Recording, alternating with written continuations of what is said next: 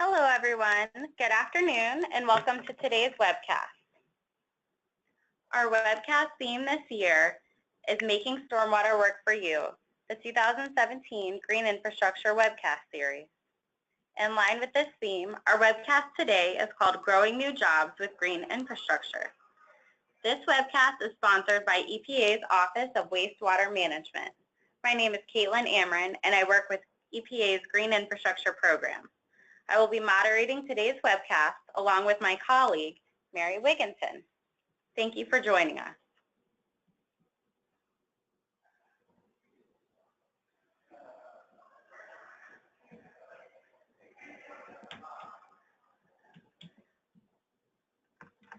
Before we get to our presentations, I'd like to go over a few housekeeping items. First, we'll have a question and answer session at the end of the presentation. To ask a question, simply type your question in the questions box on your control panel and click the send button. If your control panel is not showing, click on the small orange box with the white arrow to expand it.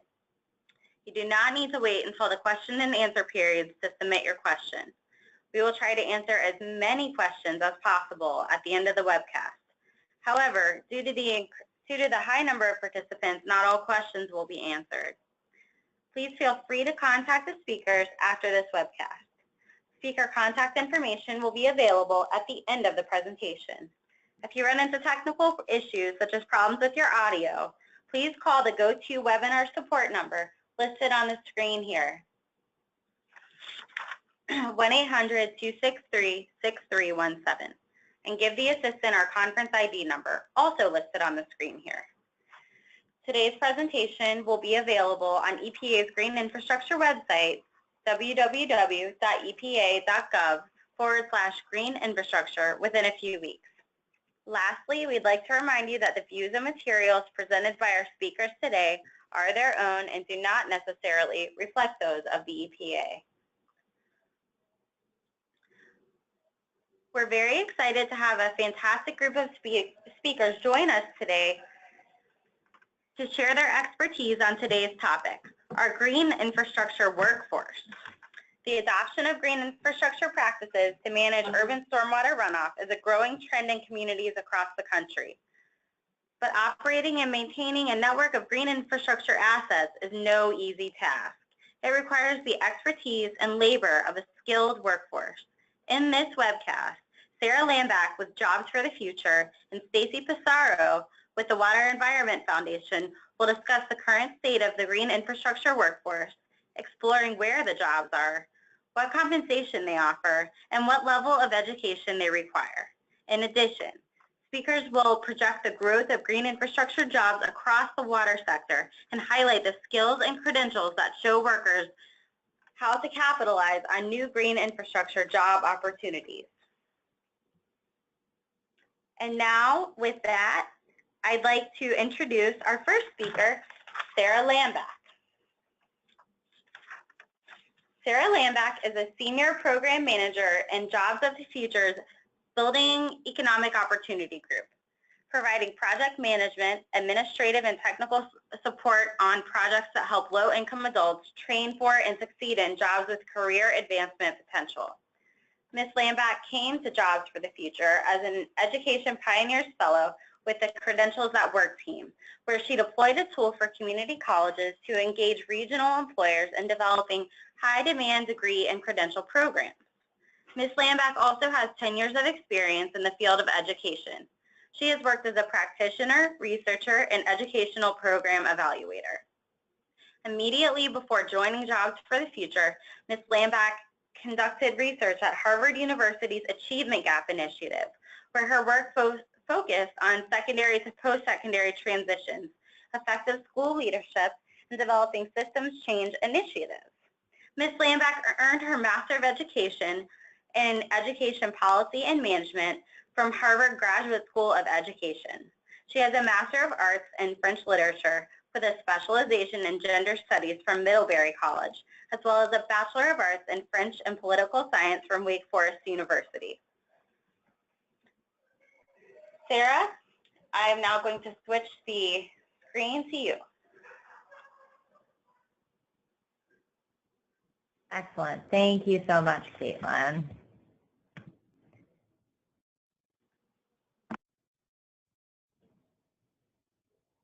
Okay, and just to do a quick check, Caitlin, can you see my screen and slides okay right now?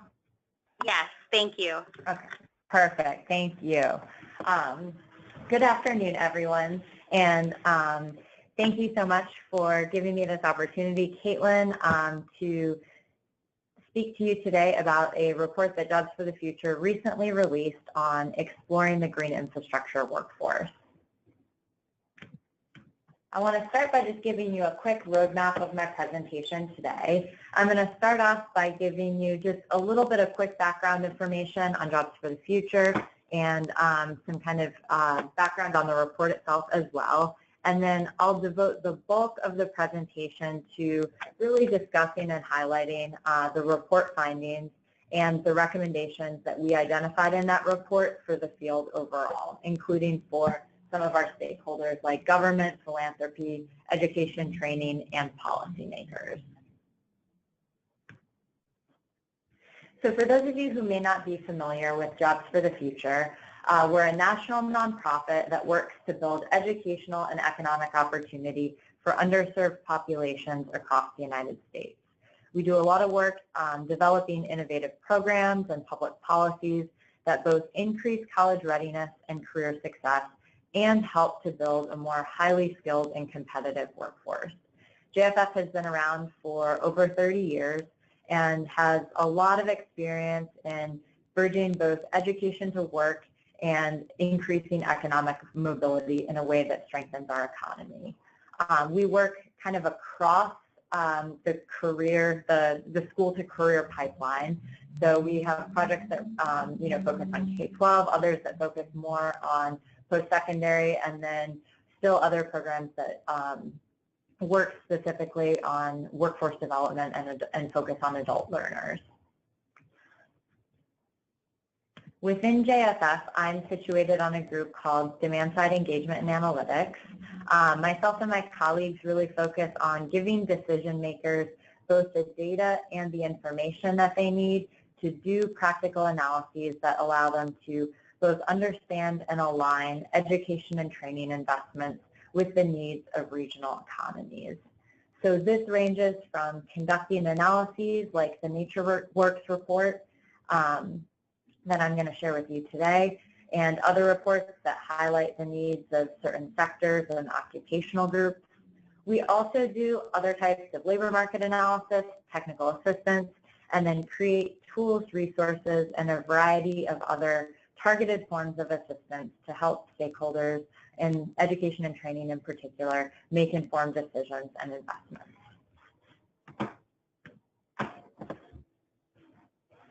The NatureWorks study is a national urban green infrastructure workforce study, which was funded generously by the USDA Forest Service's National Urban and Community Forestry Program, as well as the Kresge Foundation. And on this study, we partnered with Cornell University's Center for Wage and Compensation Studies, and then also worked with a number of partners across the field who helped us by completing surveys and participating in qualitative interviews.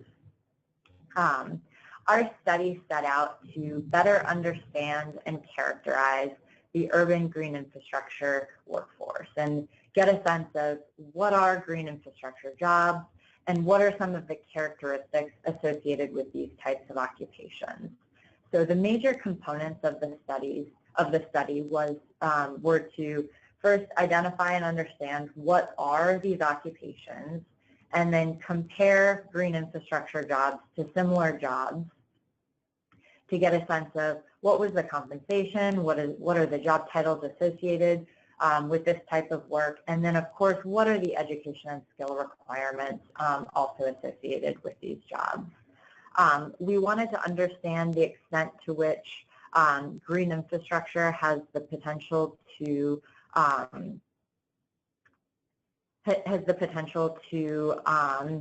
spur job creation and expand opportunity for folks both in the private and public sectors in in pursuing those research questions, we examined a variety of trends. And as I mentioned just a moment ago, we completed the research by drawing on a mixed methods approach. We did some in-depth LMI analysis, some labor market analysis, and then also analyzed a survey of contractors and conducted interviews with individuals in cities across the nation who really helped inform and better our understanding of what green infrastructure jobs look like across the nation. We also, of course, owe a lot of debt to our advisory group, who provided a lot of insight and helped really shape the report throughout its development. So thank you. I know there are a couple of you who were involved in that. So thank you so much, and I just want to acknowledge those contributions as well. So now that you know a little bit about the background of our report, I want to start by just kind of grounding us in the definition that we used of green infrastructure, because there are a number of different definitions out there. So what do we mean by it in the nature work study? We defined green infrastructure as a collection of natural lands, working landscapes, open spaces, and appropriate construction interventions that conserve ecosystem functions and provide benefits to human populations. And these green infrastructure projects, which you see here, range from rain barrels, green roofs, bioswales, plantings, even downspout disconnections and shoreline restoration. So you can see from what's featured on the graphic, we focused a lot more on, what we call, in quotation marks, traditional green stormwater management, and those jobs associated with coastal resilience related green infrastructure activities.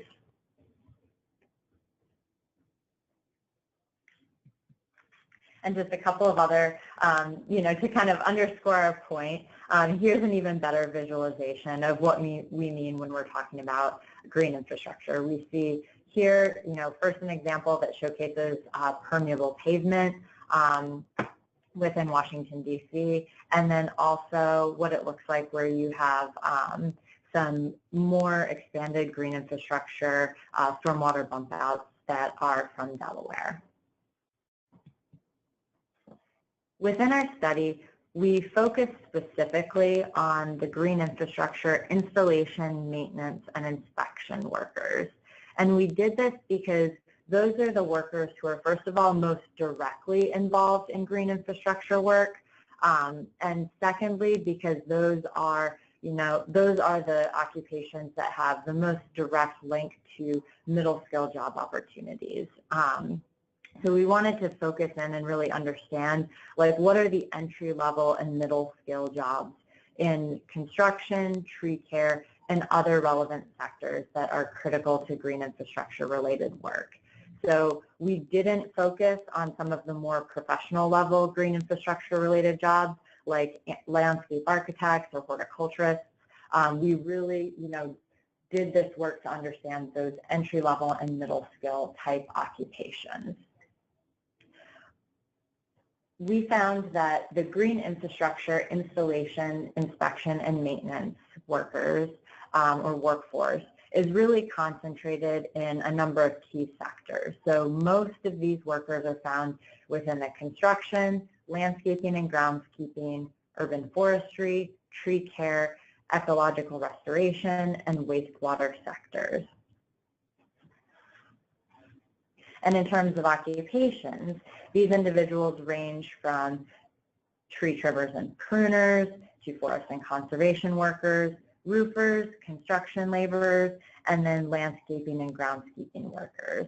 And those of you who may have downloaded the report or are also kind of, taking a look at it during the presentation, you can see the full list of our 30 occupations that we identified as being involved in green infrastructure installation, maintenance, and inspection on page 10 of our report.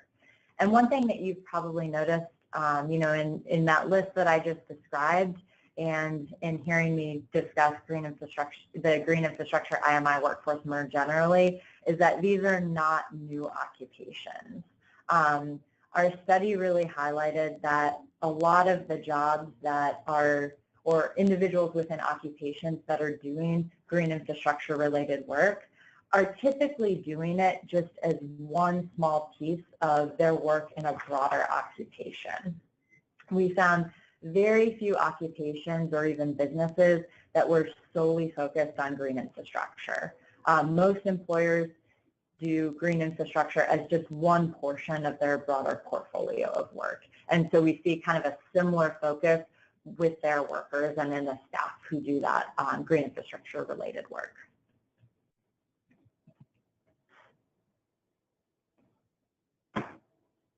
So overall, individuals and occupations involved in green infrastructure account for approximately 3 million workers across the United States. And it's important to keep in mind, however, that of those 3 million individuals, only a portion of these, in our best estimate, are individuals who are actually involved in green infrastructure work. So, you know, to kind of illustrate this point, there are a lot of pavers who do traditional asphalt paving, and a much smaller percentage of those pavers who actually do green infrastructure related paving, or are, you know, installing permeable pavement or segmented pavement.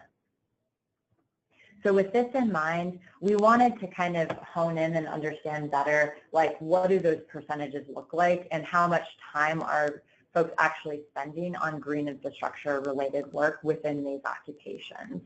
So we conducted a pretty broad survey of contractors and received about 500 responses from across the nation from individuals who, many of whom were from the tree care industry, but we also touched other industries as well. And we surveyed them to find out, you know, to what extent are individuals in these occupations actually involved in green infrastructure related work within a typical year.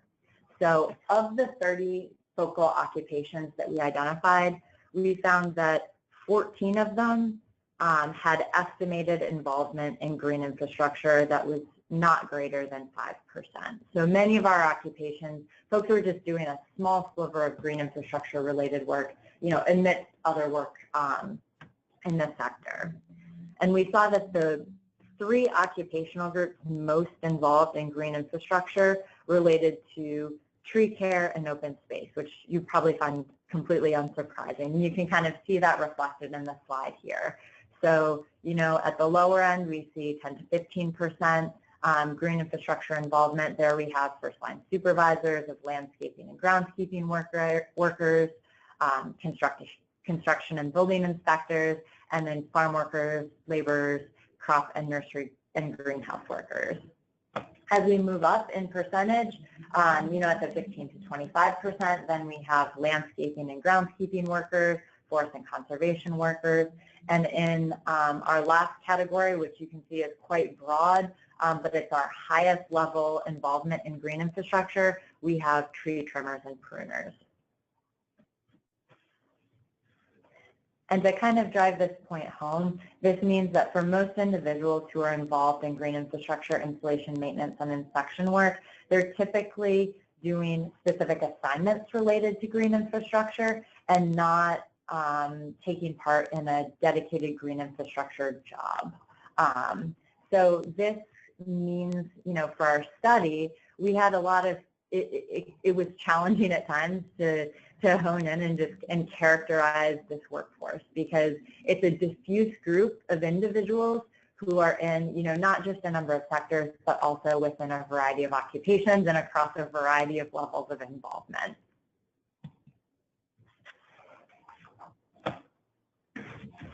So as we look within our 30 occupations, what other characteristics of the green infrastructure IMI workforce can we distill? As far as education goes, the education and training requirements for green infrastructure related occupations are generally fairly low. Of our 30 occupations, there was only about 18 of them that required a high school diploma, and there were 10 that actually didn't require any formal education credential whatsoever.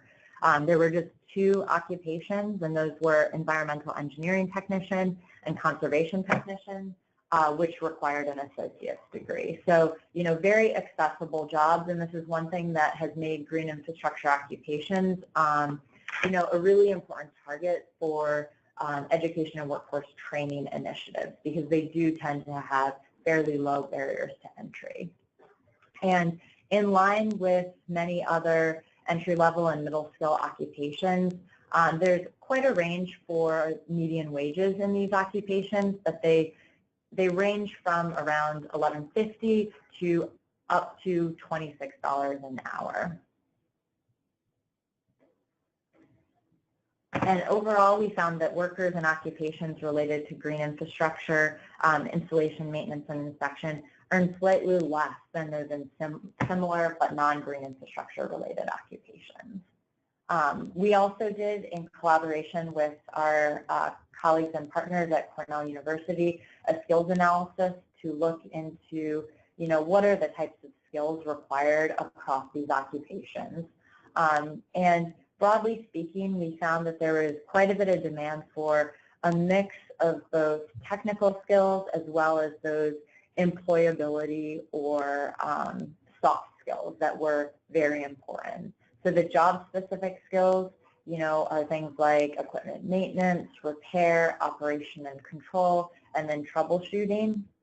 And then we heard from employers and also saw in our skills analysis that the soft skills or employability skills were, important now, but also increasing in importance, and that they were really looking for individuals with strong communication, writing, and math skills. And these findings were reinforced by some of the conversations that we had with individuals from the Tree Care Industry Association and the National Association of Landscape Professionals, and something that's reflected in other sectors as well. So we saw a real mix of both the need for technical skills as well as some of those softer competencies as well.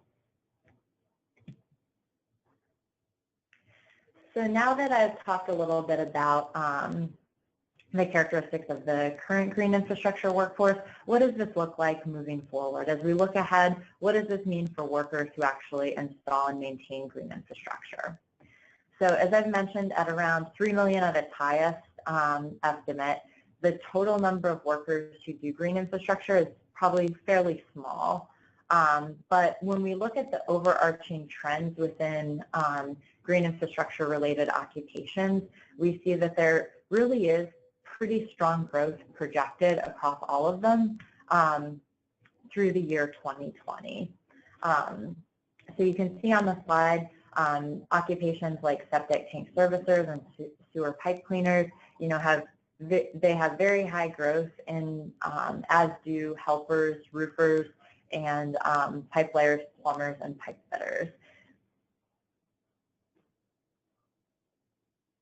So in addition to looking at some of these projections data, which are highlighted here, and these data were drawn directly from MZ, which is a labor market research tool. We also drew on some job posting data just to see the extent to which green infrastructure jobs were reflected within current job posting activity across the nation, because that's often a useful indicator to get a sense of, will there be an uptick in hiring, and are there shifts in demand that are taking place based on employer postings. So we found that right now it doesn't look like there's a lot of green infrastructure specific posting.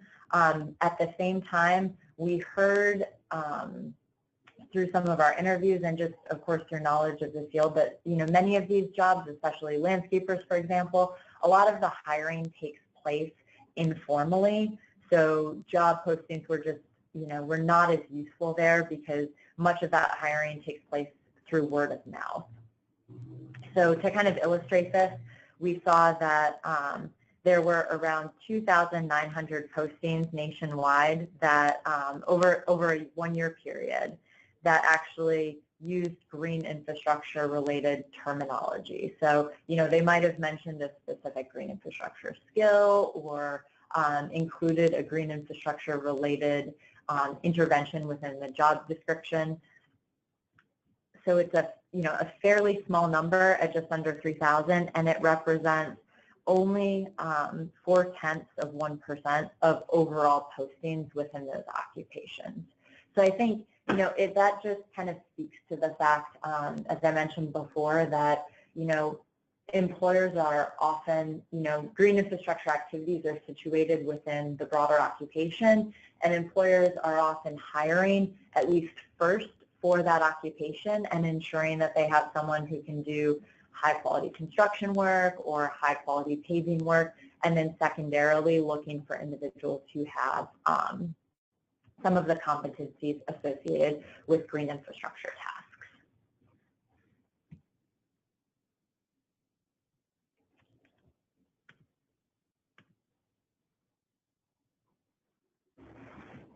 Based on our conversations with employers, however, we did get some information that suggests that might be shifting, and we heard from employers that even though they may not hire for green infrastructure skills, they're often reporting difficulty finding these workers, and in some cases they actually have to pay a premium to secure individuals with green infrastructure related skills.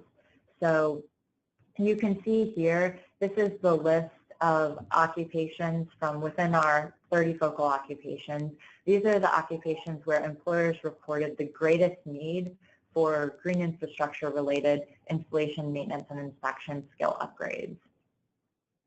So we're hypothesizing that as employers, are taking on more of these green infrastructure projects, their workers often need different and higher skill levels, and are looking for individuals who can, also serve in more supervisory roles. And you can see that evidenced by the fact that, some of the highest occupations here are those the first line supervisor positions of green infrastructure workers.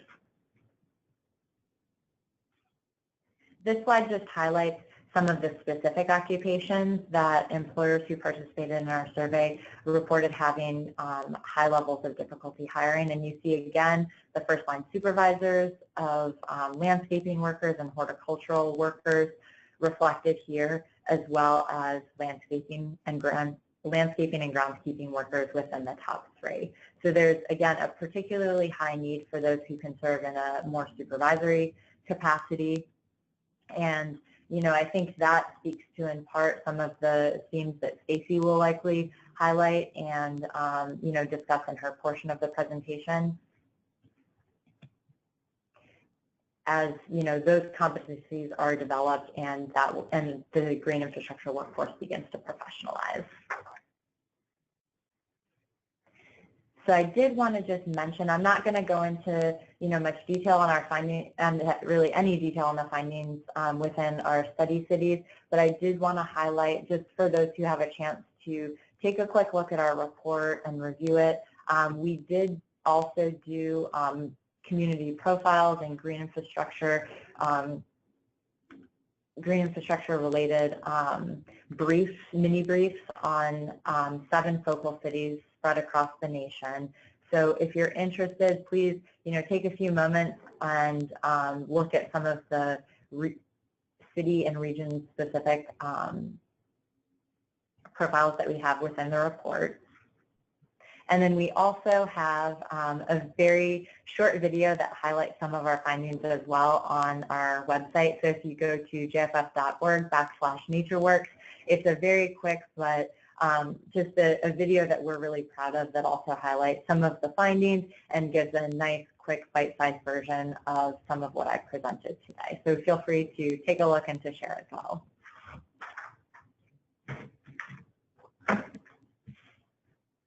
So to summarize a few of our findings, before I move into the recommendations, the workforce related to, and I've said this a couple of times, but the workforce related to green infrastructure installation, maintenance, and inspection really is fairly small.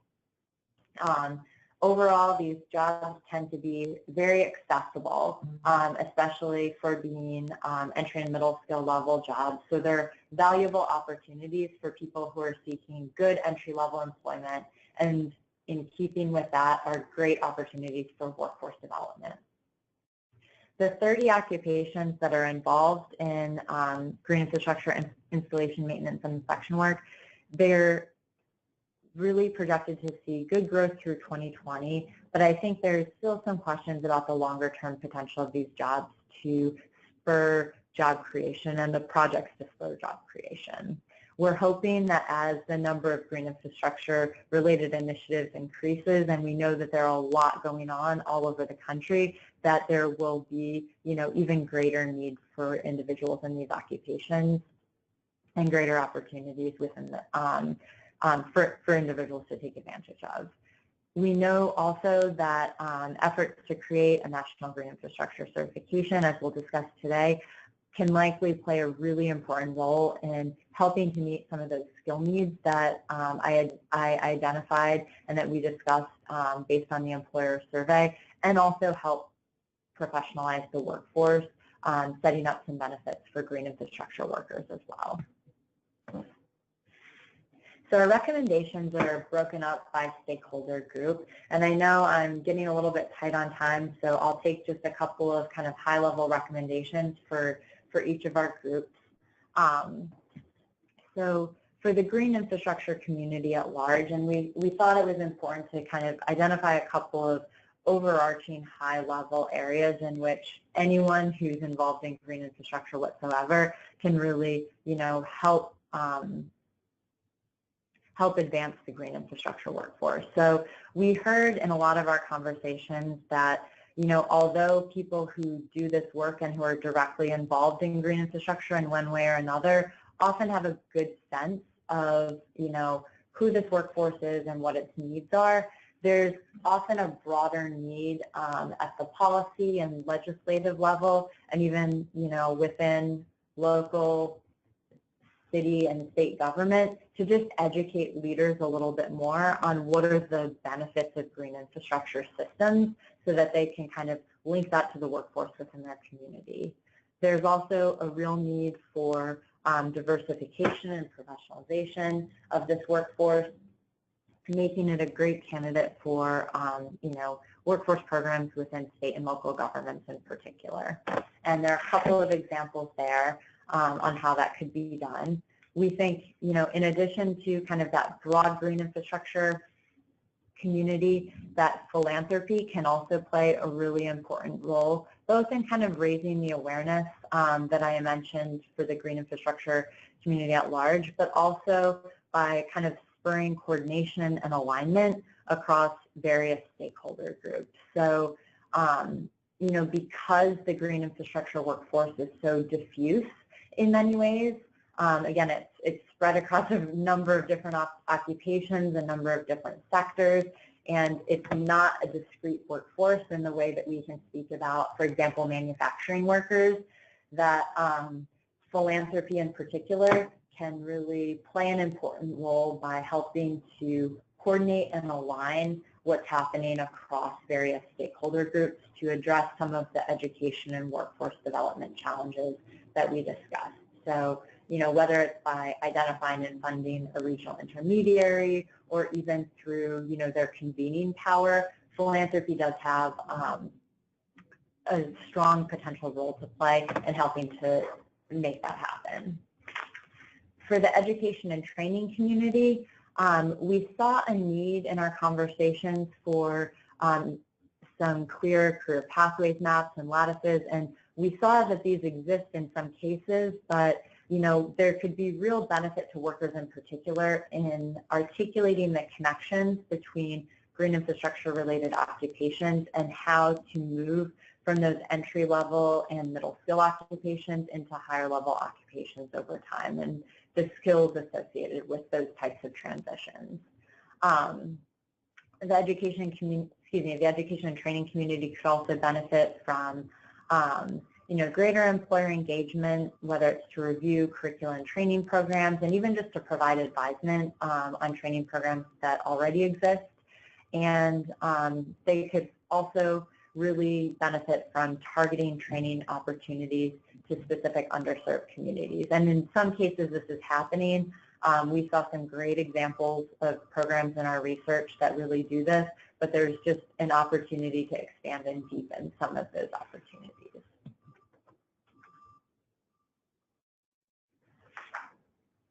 And finally, our recommendations for policy makers include just really accelerating the momentum for green infrastructure related projects through allocating funding, and then supporting both the diversification and professionalization of the green infrastructure workforce within state and local government projects. They are in a position where they can be real public advocates for green infrastructure through their support of incentives and other types of collaborations around green infrastructure investments that can play a really, really important role in propelling this work forward. So with that, I'd like to thank you all for your listening and attendance today, and pass it back to Caitlin. Thank you so much, Sarah, for such an interesting and informative presentation. Before we get to our next speaker, I'd like to run 2 polls to the audience.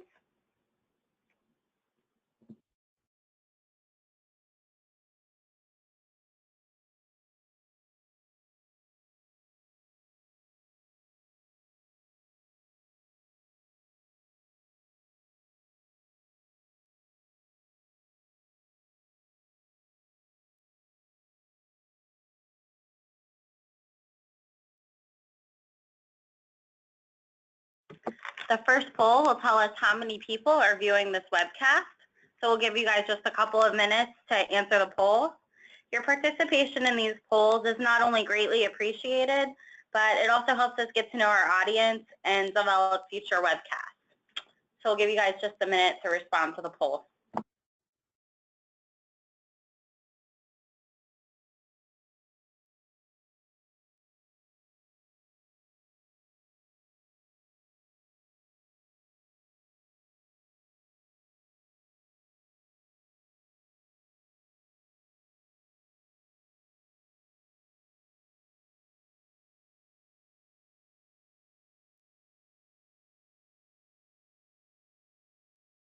We've got about 80% of the audience has responded so far. So if you haven't voted yet, please do submit your poll answer now.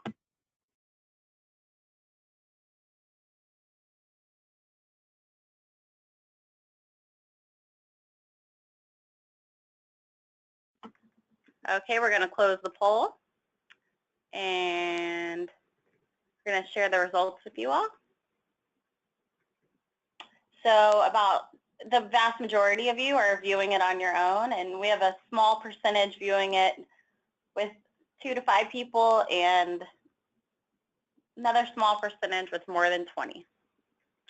With that, we will move on to our second poll, and this poll is asking how many years of professional experience you have with green infrastructure. So if you could please, at your leisure, but also not too leisurely, respond to the poll. We'll give you just a minute.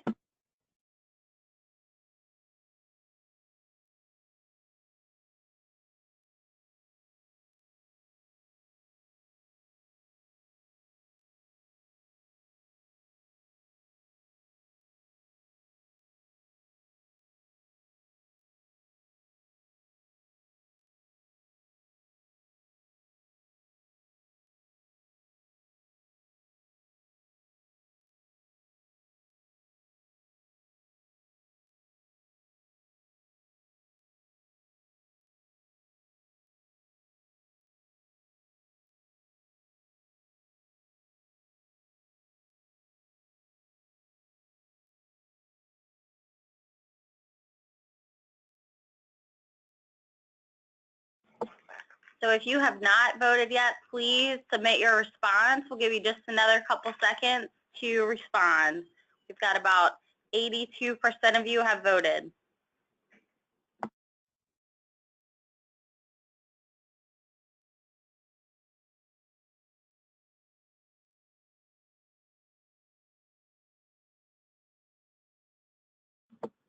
Okay, we're going to go ahead and close the poll, and we'll share the results. So about a fifth of you have under a year. Close to a third of you are between 1 and 3 years.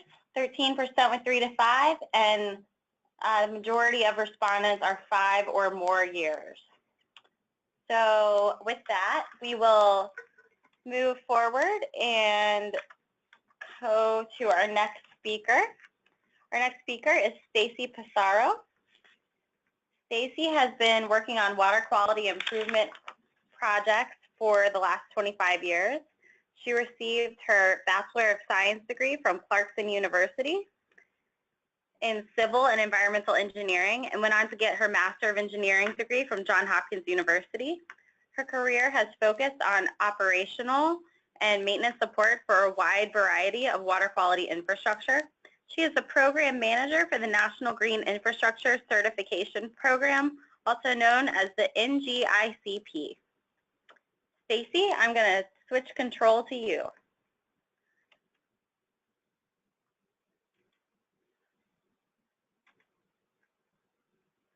Terrific.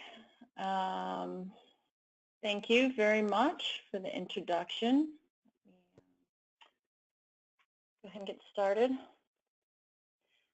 Today I'm going to talk with you about the National Green Infrastructure Certification Program. It is housed in WEF, which is the Water Environment Federation. For those of you who aren't familiar with WEF, WEF was formed in 1928 and is a technical and educational nonprofit organization that has worked in various aspects of water quality. WEF is the home of NGICP. And NGICP is a credential, the GI certification credential, and it is geared towards individuals. It is a nationwide credential. The nice thing about WEF being a nationwide, worldwide, but focused here in the U.S., is that the certification really applies nationwide as well. So it's portable across the U.S. It's geared towards entry-level GI workers. And its focus is to validate that the candidates possess the foundational knowledge that supports proper job task performance in construction, inspection, and maintenance. So my talk is going to kind of dovetail nicely with Sarah's, in that the focus of their jobs report was really the, they called it installation, IMI. We call it construction, inspection, and maintenance, but it's the same general group.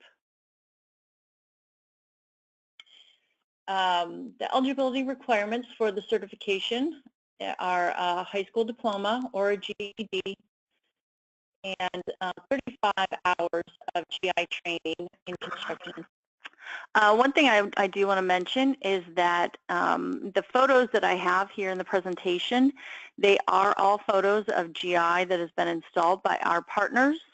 And I'll talk a little bit more about our founding partners in a minute, but just so you know, these are all photos that have come from our group of 15 founding partners that were involved in the pilot of the program.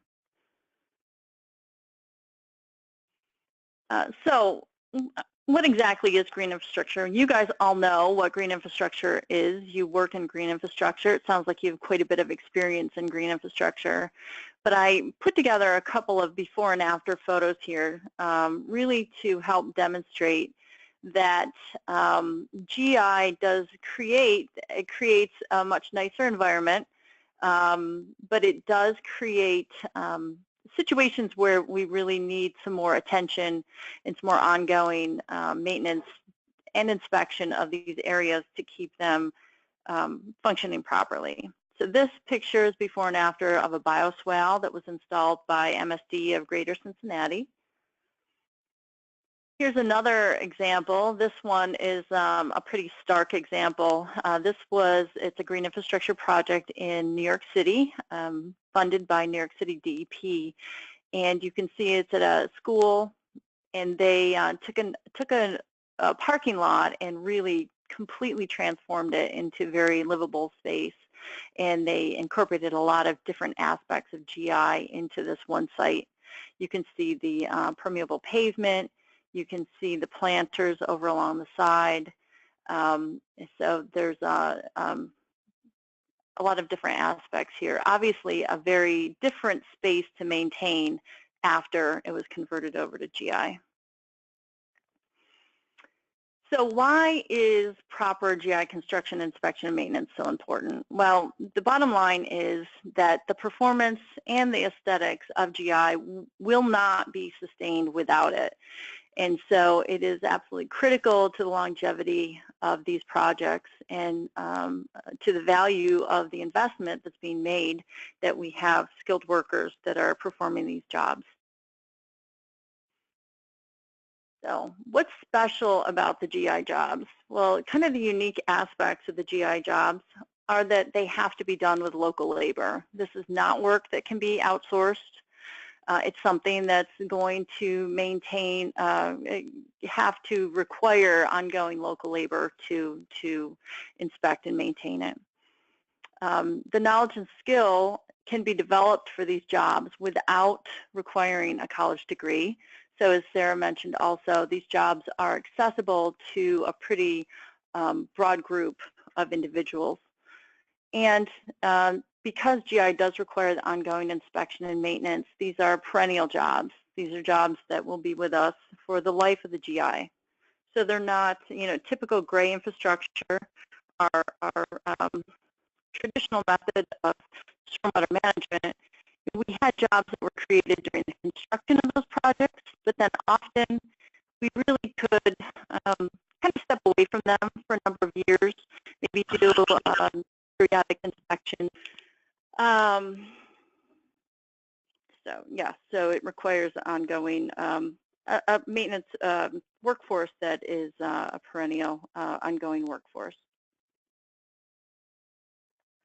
So the objectives of the NGICP program are there's three objectives, and they really were all put together to form kind of a flexible basis for our program and to allow a variety of different people to use the program in different ways. So our first objective is to ensure that a skilled labor pool is available to construct, inspect, and maintain GI facilities. Again, to kind of protect the investment that's being made. As Sarah mentioned, GI programs are really kind of just starting to blossom, I would say, across the country. We've worked with a lot of utilities that are really just getting their arms around how to roll out and fully implement their programs. So it's an exciting time. There's a lot of development going on right now. There's a lot of projects planned and in the works. And, to underpin all of that, to underpin the success of all those projects, we really need to have that skilled labor pool available. We want to support the sustainable performance of GI. We want to make sure that we continue to get value out of these projects as the years go by. And then the last piece, and kind of at the heart of the NGICP, is to support these perennial GI jobs that will pay a living wage to unemployed and underemployed local residents. So we've added some pieces to the certification program that really make it into more of a workforce development program, and we're going to talk a little bit more about those pieces. This is actually a video. I'm not going to play it for you today, but if you are interested in taking a look at DC, how DC is using the DC Water, is using the NGICP as kind of the heart of their workforce development program. This gives you a good overview. It's a 2-minute and 45-second video. And if you just Google DC Water Green Jobs video, it will pop up. And it goes through kind of, all the aspects of their workforce development program with NGICP being used as the certification piece. So I mentioned our founding partners. We have a fantastic group of founding partners. These were the people that we went to up front and explained that we wanted to do this, develop this program. DC Water was actually the catalyst that started the whole concept for the program. They have a large chunk of GI that they just got approval, I think about a year ago. They revised their consent decree and have kind of shifted some of their focus from tunnels to GI. And so they have kicked off a significant GI program, and they knew that they wanted to plug local residents into some of these jobs that were being developed. So they came to WEF up front and asked WEF if they were interested in working with them, working together. And they said, we've already committed to at least doing a local program, but we think that there's a national need, and we think that the program would be much stronger if we had input and ownership, co-ownership with other utilities across the nation that are really kind of looking for something similar, and we could all build something together than we could ever build on our own. So WEF, would you be interested in working with us to develop this? And WEF said, sure. So DC Water helped get the ball rolling, but then we reached out to different utilities across the U.S., and these were the ones that stepped up and actually put in money to help us get started on the development. And they kind of believed in the program before the program was really there. And it's wonderful to have the support of these type of utilities. They were also instrumental in helping us. They volunteered resources and participated in different pieces of the program, helping us kind of, shape the flexibility and the different aspects. They helped, some of them worked on groups that would help write exam questions. We had another group that worked to develop training materials. So they were very proactive, not only with dollars, but also with their time and staff resources. And so they were the ones that were really instrumental in helping us put the whole program together. So the leadership of NGICP is made up of a certification council, and then our, which is kind of a group that's like a board that kind of oversees, owns the structure, owns the policies and procedures of the program, administers the program, gives direction to the program. Obviously, there's staff that works directly with the council to implement all the policies and procedures. But then here below this, we have a strategic advisory group and a technical advisory group. And these groups are right now populated with members from our founding partners. And they have been instrumental, as I mentioned, in helping us to create a flexible program that meets all of their needs. And by translation, we're hoping we'll meet a much broader variety of other utilities' needs as well.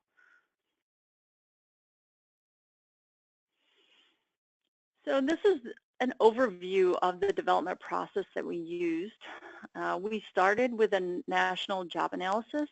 We had a group that worked with us to write the job task analysis survey, and we sent that out across the country. We got several hundred responses. We were focusing it on people who are actively working in these jobs in construction of GI, in inspection, and in maintenance, or people that directly supervised people working in these jobs. So that is kind of the basis for our exam blueprint and where we started with the whole program. It outlines the types of skills and knowledge that the group needs. It takes into account not only the things they do most frequently, but also the consequences of having that thing done properly. And we tied more weight to the tasks that they do frequently and that are also have a big impact on the performance of the GI. We did develop this report we call the Body of Knowledge, and it was really kind of a survey of all the materials that we could get our hands on that are out there and publicly available that cover construction, inspection, and maintenance topics for GI. There's some wonderful resources out there and available to people, and we just wanted to kind of pull it together and use it as kind of the starting point, kind of the library, if you will, for the program, and also to get that list out to people so that other people can find those resources. They may not have realized it was there. And we just kind of pulled it all together in a summary, and that's available on the NGICP website. The website, by the way, which we'll talk about at the end, but just to mention, is www.ngicp.org. And there are a bunch of resources listed in the library there on the website. So we developed the exam blueprint from the data from the survey. At the same time, we had another group, a separate group, that picked up the training side of things, and they were given the same exam blueprint information, the summary from the National Job Analysis, and they kind of worked on developing learning objectives and curricula, which then was developed into training support materials, which ended up being 12 modules of PowerPoint slides, along with some interactive trainer materials and some sample tests and some quizzes and some interactive classroom and interactive field activity sheets. And so we had one group that was working on all these training support materials, and then we had the other group picked up the exam blueprint and started writing exam questions. We have built the whole program with kind of the bar of having it ready to meet the ANSI accreditation standards for certification programs that work for individuals. So ANSI ISO is the international accreditation body for certification programs, and we've used their guidelines as we develop the program to kind of hold ourselves to the gold standard. And the program needs to be functional for a couple of years so that you can document all your policies and procedures, and then there's a full audit process that's included in that accreditation. And the plan is to have the program go through the ANSI ISO accreditation process probably sometime within the next year or so. So the pieces kind of came together here. We kicked off the development process in January 2016, and by the end of 2016, we actually held our first inaugural exam. So it was a whirlwind year. We had a lot of activities going on. We had a lot of aggressive goals that we set, and everything, thank goodness, came together. The end of the year in December, last December, we held our first operational pre-test, which we had our first group had gone through the training, had gone through taking the exam, and then we got to award our first certifications early 2017. This is a summary of the exam blueprint, and I think you will see some kind of parallels with some of the skills and knowledge that Sarah was mentioning in her presentation. These topics are kind of the breakdown of how the exam is structured, and the weightings are dependent, were based off of the survey responses that we got back. So it gives everybody, the trainers and the candidates who are going to sit for the exam, it gives them an idea of the areas that are important and kind of the weighting of the different areas, so they know what to focus on as they study. And then, as I mentioned, then we write the questions, and then the exam forms are developed based on this blueprint. So the training materials, these are the 12 modules that we ended up developing.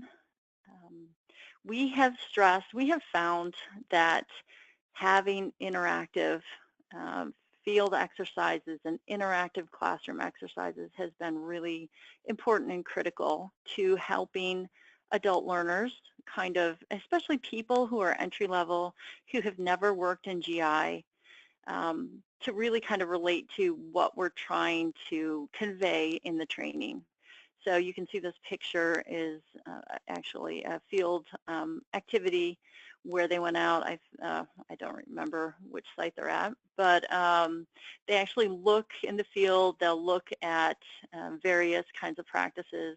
They might go to a bioswale, they might go to a green roof, and then the instructors have different things, like they have sample inspection forms, and the group will run through and do a mock-up of a inspection and write things up, or just talking about how things function out in the field and helping them to actually identify components of the GI practices.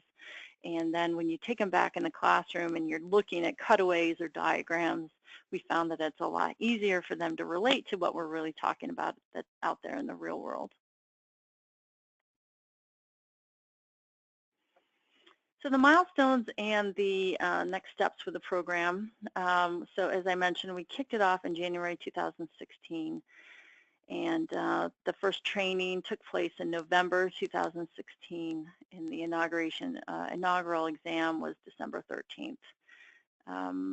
This year, then, we gave ourselves another kind of pilot year in 2017, where we got to, talk with the trainers and review the performance statistics on all the questions that were on the first exam.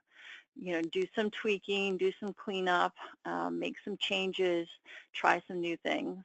In spring, we kicked off our second round of training, and then June 6th, we held our second exam.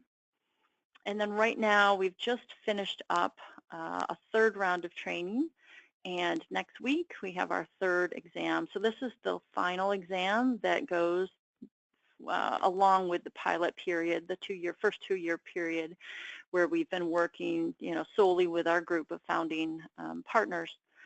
And then early 2018, we're kind of ramping up right now for the national rollout of the program. So at this point, early 2018, we're going to be open to adding new partners, adding new training partners, looking for sponsors of the program so that we can really grow it and continue to help people, achieve their goals with getting these skills in GI. So our national rollout, we have the sponsorship packages, which those are really for companies who want to help us grow the program, who want to have some input into how we grow the program. They can act as sponsors. We have training packages. We want to make training available all over the U.S. And, with hands-on field training included, it's not easy to do that through the computer. So it really is key, especially for the workforce development groups, to have that hands-on, that one-on-one, that hands-on experience. So we need trainers all over the country. So we do have trainers packages where people, training groups or individual trainers can be trained and then get to use the materials that we've developed to support their training sessions. And then we have certification packages which allow partners or employers to really decide, how many individuals they want to certify over the course of a year, and then go ahead and say, we know we want to train and certify 20 people this year, or we're thinking more like 50, and they can buy those packages. The packages include the training, support materials. We always have our partners actually conduct the training locally, but WEF gives them all the materials to support that training. And then they would have their application fees included in that. They would be able to sit for the exam. There is an annual maintenance fee with the certification. That's included in these certification packages. And then this also includes, there is a recertification requirement where individuals would need to have 14 hours per review recert period. So they could go ahead and get those through WEF, and that's included in the package as well. So as an alternative to this, individuals can purchase these pieces independently, and we're working through the details of exactly how that's going to happen and how those people will be able to hook up with the approved training providers in their area.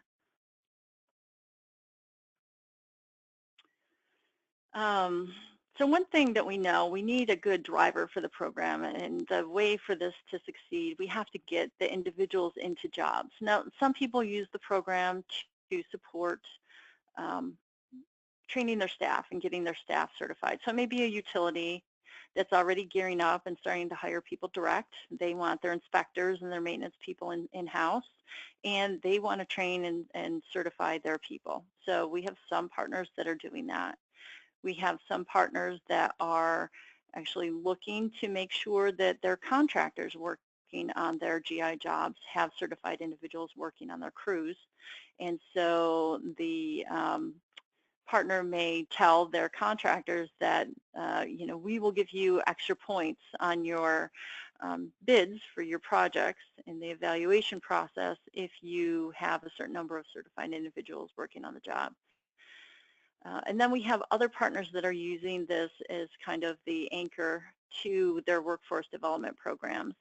And they have a full program locally where they're recruiting underemployed or unemployed individuals. They're plugging them in, helping them learn soft skills, plugging them into this technical training that's supported through these materials, and then paying for their exams so that they get certified.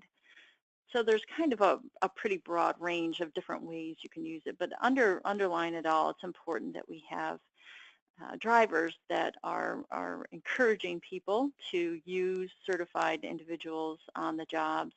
And so partners that do get the packages, they do get a reduced fee. They have a savings, but it does require that they do adopt some sort of model, procurement model language that will require that certified individuals are used on their projects.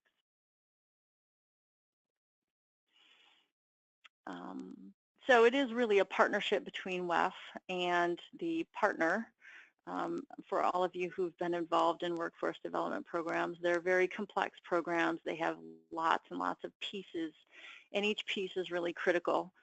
And so just as a kind of a quick overview on workforce development, you know, NGICP has done the job task analysis and developed the exam blueprint. So we've already kind of defined what knowledge is important to have the group learn. And then the partners, the local entity, is doing the recruiting, finding candidates who would be interested in these type of jobs and helping, you know, getting them screened and plugged into the program. And then WEF provides, NGICP provides trainer support and all the materials that I outlined earlier with the slides and with the other trainer, you know, the interactive activities and that type of thing. WEF provides the exam, well, back to the training. The individuals, partners or training partners actually conduct the training locally. So there is just support, a back and forth there between our program and then the local trainer who's actually doing the classroom and the field work. WEF administers NGICP exams, and right now, during the pilot period, we've done everything in paper and pencil, but we are looking at ways to offer computer-based testing in the future, so probably both options will be available to people. WEF kind of handles, you know, the certificate communication and support and helping the certified individuals know when the renewal dates are and types of training that's available in the area for recertification. It's also important that there's a local contact for those certificates as well, and we're finding that through the training program or through the partner, it's nice to have that local connection where people can continue to kind of check in and have some support on pursuing jobs, GI-related jobs in the area, that kind of thing.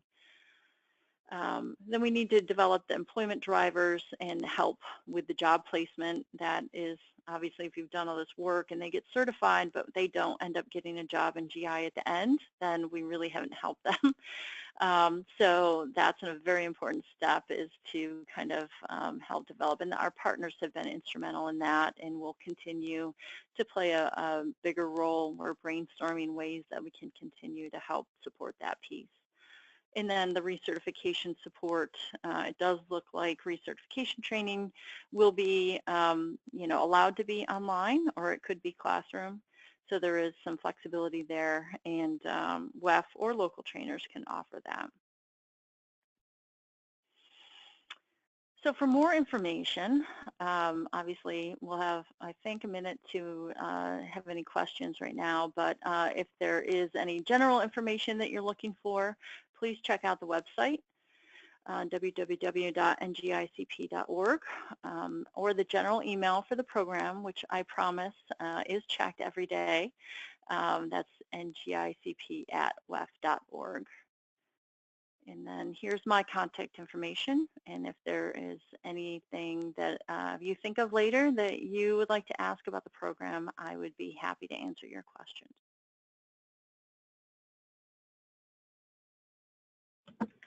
Thank you, Stacy. What an interesting presentation. You two have certainly complemented each other.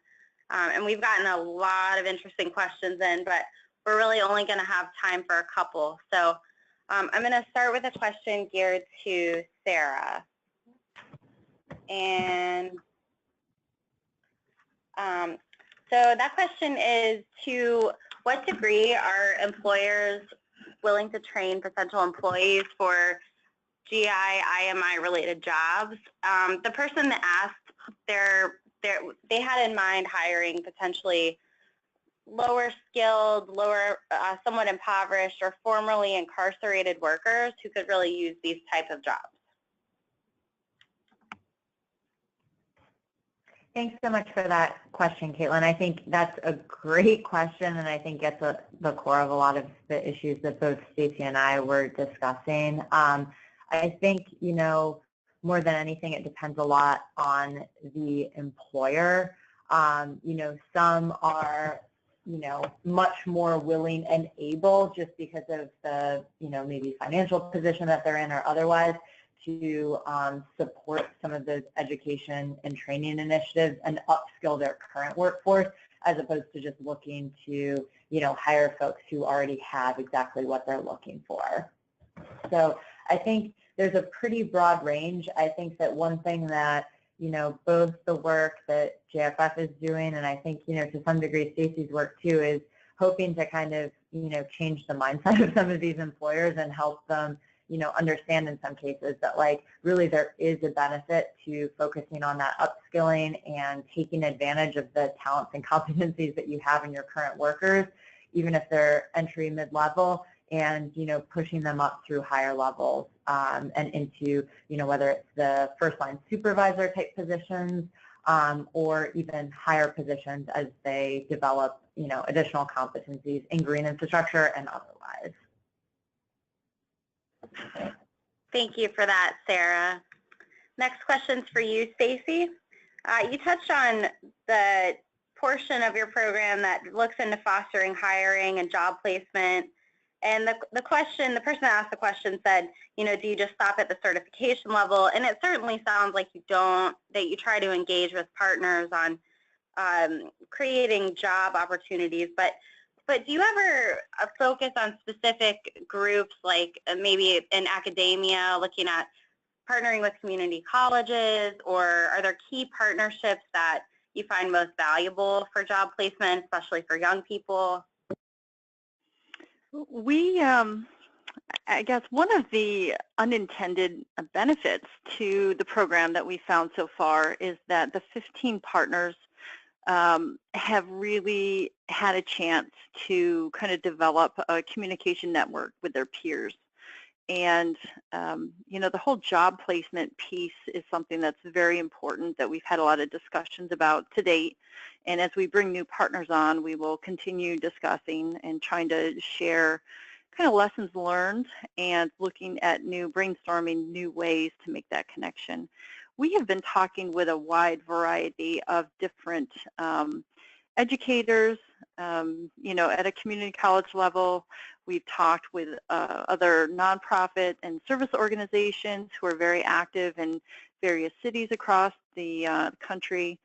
And we really feel like it's important. The jobs aspects really need to be spearheaded by somebody local, somebody that's on the ground, who understands the local market drivers, who can kind of raise awareness and kind of get some energy moving around a local job fair, maybe looking for other groups in other career areas that are also in a similar position where you can pull together that kind of critical mass to have a job fair and attract, different employers and then the certificants and kind of get them some exposure there. So DC and Baltimore, New Orleans, they've all been very proactive in their workforce development programs and trying different ways to kind of partner with other groups locally to make that happen. Thank you so much for that. Stacy, I'm just going to ask you one more question, and then Sarah one more question, and then I think we'll wrap up. Do you have information on cost? Just a quick question. Do you have information on cost on your website? How much the program costs? We do have a brochure that we developed that does outline some of the package costs, and I believe yesterday they were just doing a final review and tweak, and that it should be live. Really, if it's not live right now, it should be live within the next couple of days. So that kind of goes through, looking at what packages are meet your needs as a partner or as a trainer, and then kind of working from there. We are also available. There's me and several other staff members who can also talk with you and help kind of guide you towards what would be reasonable.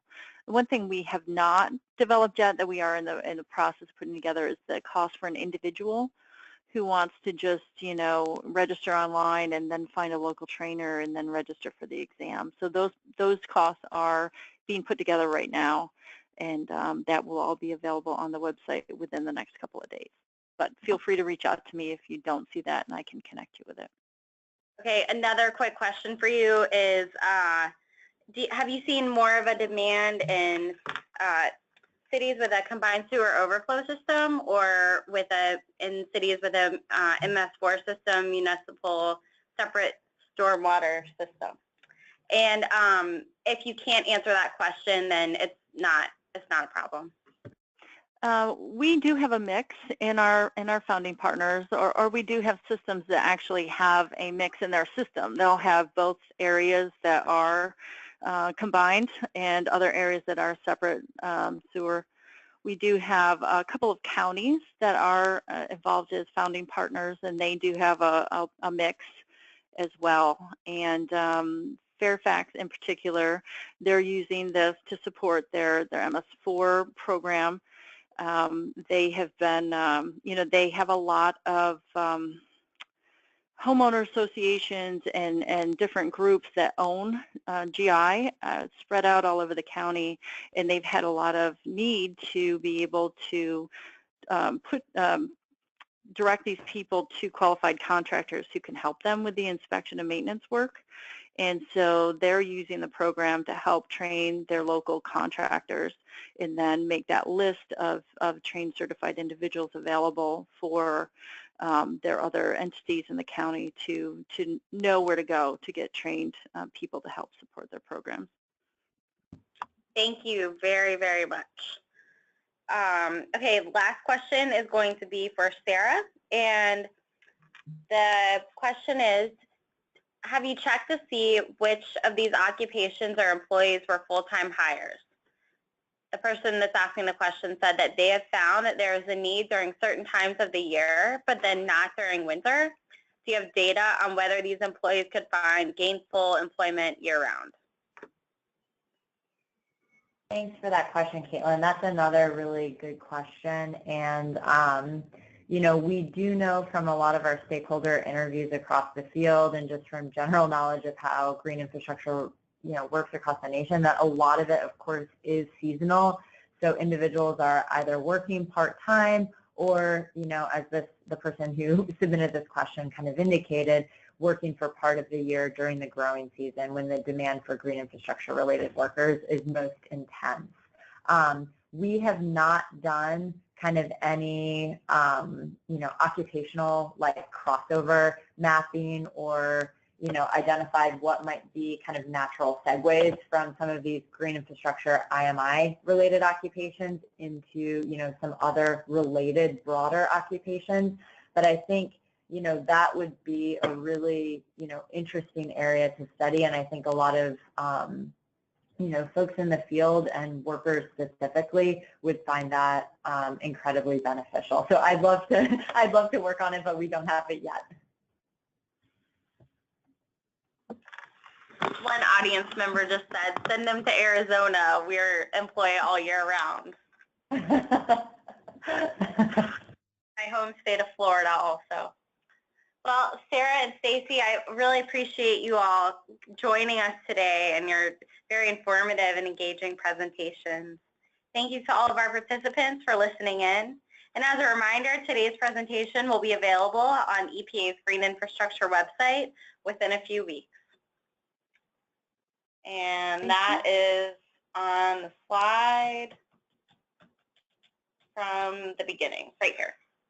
So that ends our webcast for today and brings our 2017 webcast series to a closure. Thank you for joining us throughout the year, and we hope to see you all again next year. We'll be updating our website with information on the 2018 webcast series as topics and speakers are selected. So thank you again, and have a nice day.